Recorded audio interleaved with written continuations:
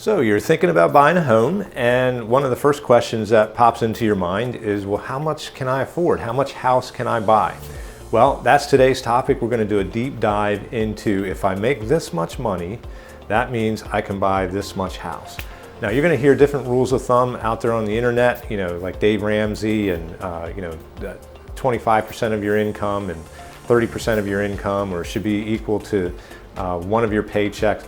We're not going to get into the merits of whether or not those are right. What we're going to do is I'm going to show you exactly how underwriters calculate your income, and then from there, how do you know how much you can afford? So you can create this at home with your pay stub, and you can figure out, okay, this is how much the bank is going to approve me for. Now, my one word of advice to you would be, you want to think about what is the monthly number that you're comfortable with in spending for a house payment. And you want to stick to that as close as possible. You never really want to go with what the bank is going to approve you for, because in most conversations that I have with clients, what the bank is going to approve you for is more than what you are comfortable with. And so you want to stick with what you're comfortable with. That way you've got that extra money to do, go out to restaurants, do shopping, go on trips, whatever that might be. But the key is you're comfortable with what the bank is going to get for your mortgage. My name is John Ritter, and we help people every day who are looking to purchase their home. Whether you're looking to move in 9 days or 90 days, give us a call, shoot us a text. All of our contact information is down below. We would love to help you make a smooth move into your next home. Now, with that said, let's get to the whiteboard. So how much can I afford? Well, when you're searching on the internet, you're going to see, well, how much can I afford if I make $50,000 or $75,000 or $100,000? That really doesn't matter, and you're going to see that towards the end. So if you stick with me towards the end, we're going to see how exactly your income translates into the monthly payment that you can afford. But I want to show you how underwriters will analyze or interpret your income. And I've got, starting with number one, if you're an hourly employee, so you're not making a salary, but you are getting paid by the hour, what an underwriter is going to do is they're going to take the number of hours that you work each week, and they're going to multiply that by your hourly rate. So let's say I'm making $20 an hour, and I work 40 hours a week. Well, that means at the end of the week, I'm going to get a paycheck for $800.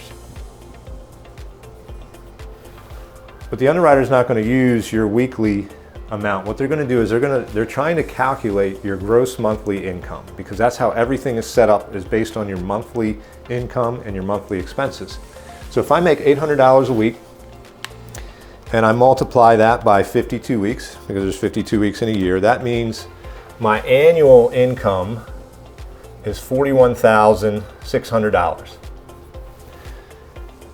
Again, we're looking for the monthly number. So they're going to divide this by 12.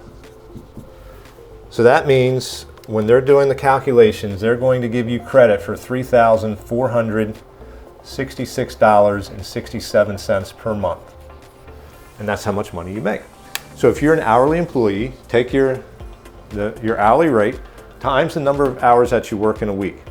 And be realistic. It's not like if you work 40 one week and 35 another week, you got to find your average. So put in your hourly rate times the number of hours. That's your weekly total times 52, divide by 12. That's the number that they're going to start from.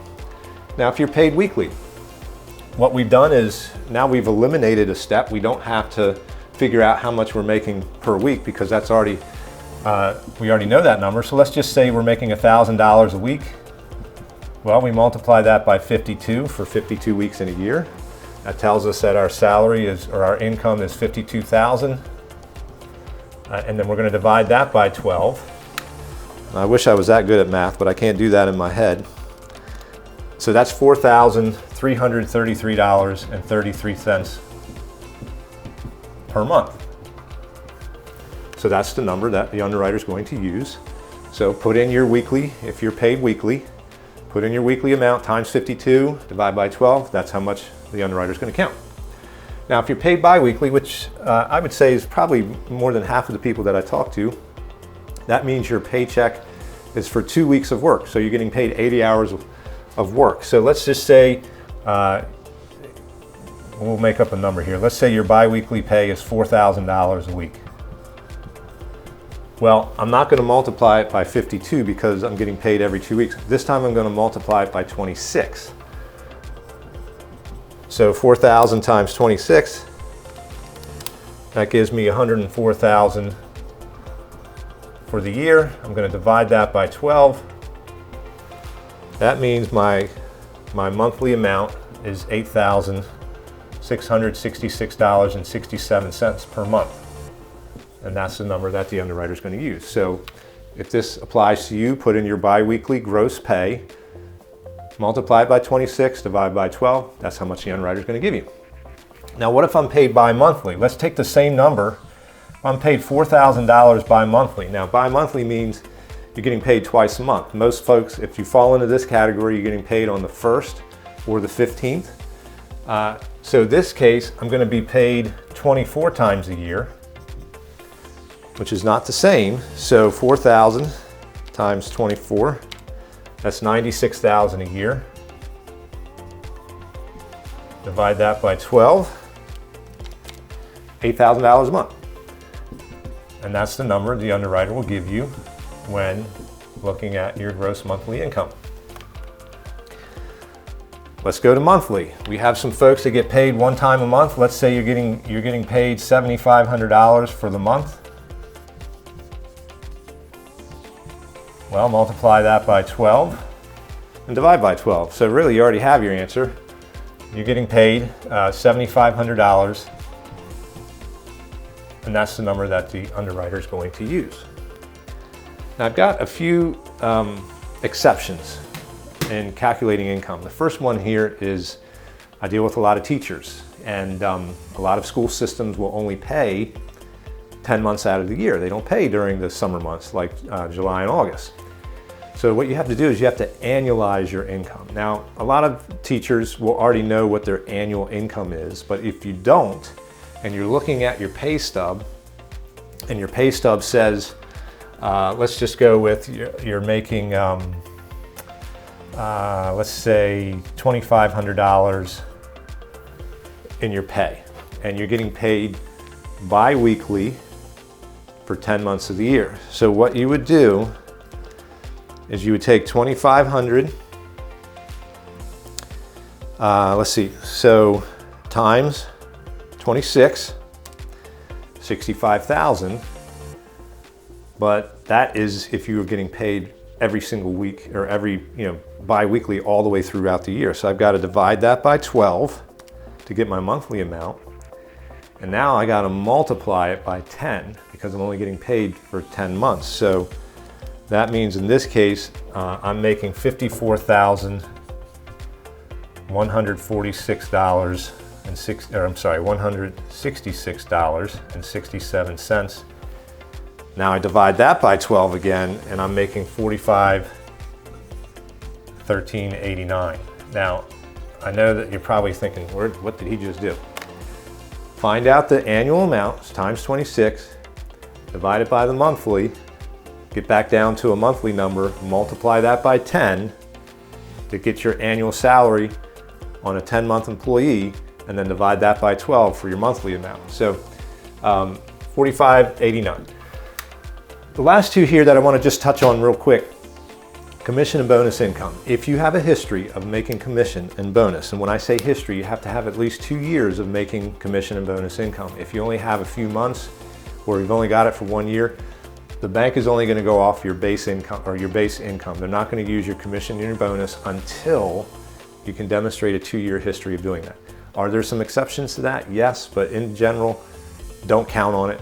Make sure you have a full 2-year history. Now, what they will do is, like here we are, this is the beginning of 2024. They're going to look at your last 2 years. So if in 2022 you had bonus income, and then in 2023 your bonus income was the same or more, so that's what this green arrow, and what I mean by that is it's an improvement over the year before, then they're going to average the last 2 years. If you had bonus or commission income in 2022 and it went down in 2023, then they're going to average the most recent year, because that's how you're trending. If your bonus or commission income is trending down, they're not going to give you the benefit of what it was in 2022. Because banks always look at these things as a worst case scenario. And the worst case scenario is your bonus or your commission income continues to trend down. So if it's trending up, they'll average the last 2 years. If it's trending down, they're going to average the most recent year. Now, we're going to switch gears here. Now that we know how much we are going to be given credit for, how do we know how much we can afford? Well, banks use an acronym called DTI. What that stands for is debt to income ratio, your debt to income ratio. And that is the percentage of your debts compared to your income.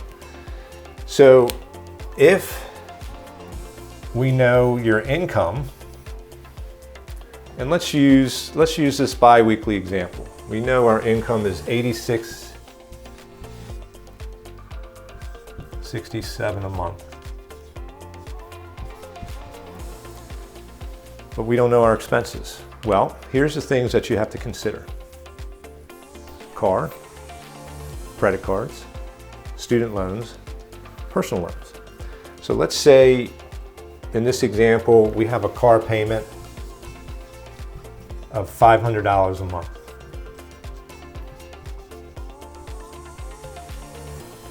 And then we have credit cards. Let's say our credit cards now, with credit cards, I know everybody is great with their credit cards and you pay them off every single month.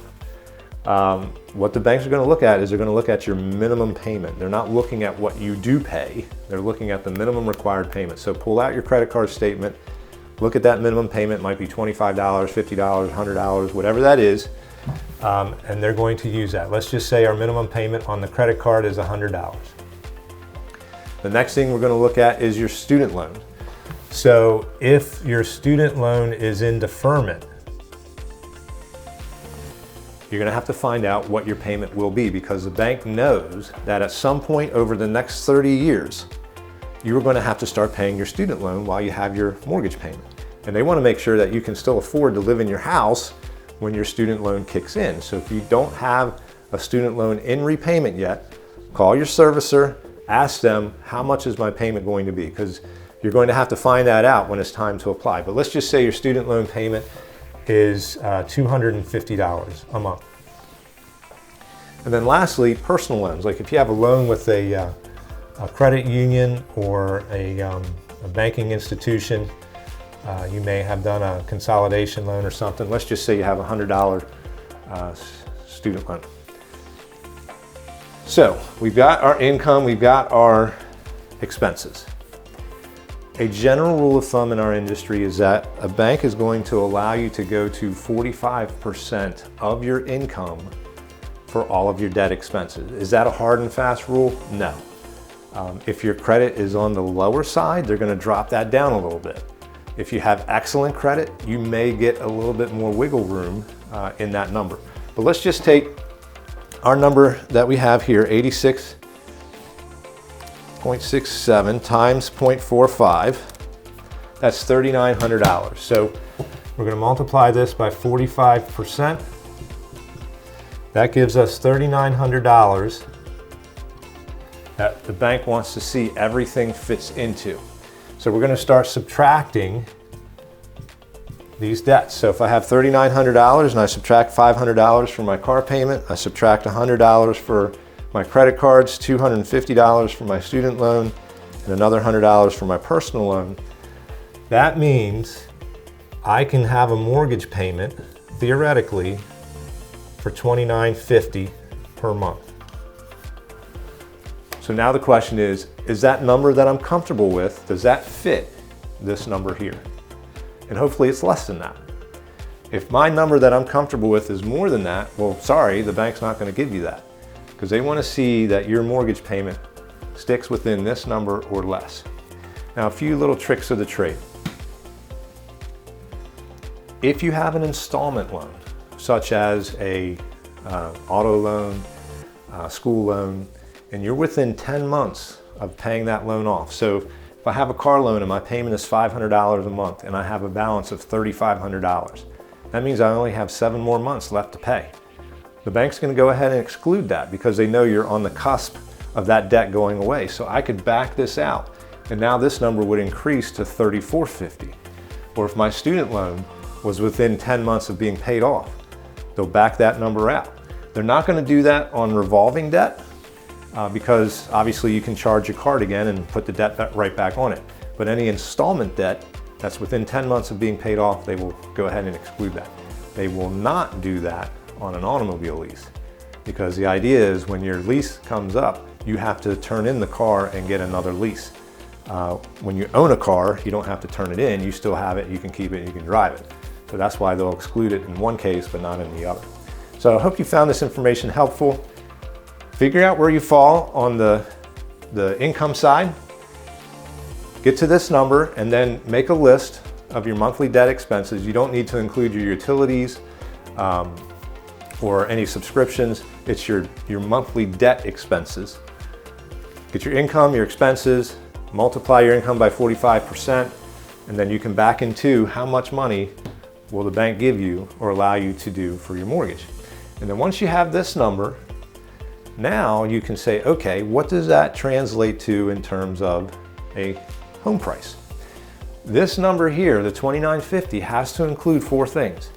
Obviously your principal and your interest to pay back the mortgage, but also your expenses. So your property taxes, your home insurance, and if you buy into an HOA or if you have a condo fee or an HOA fee, whatever your monthly housing expenses are, that all has to fit into this number.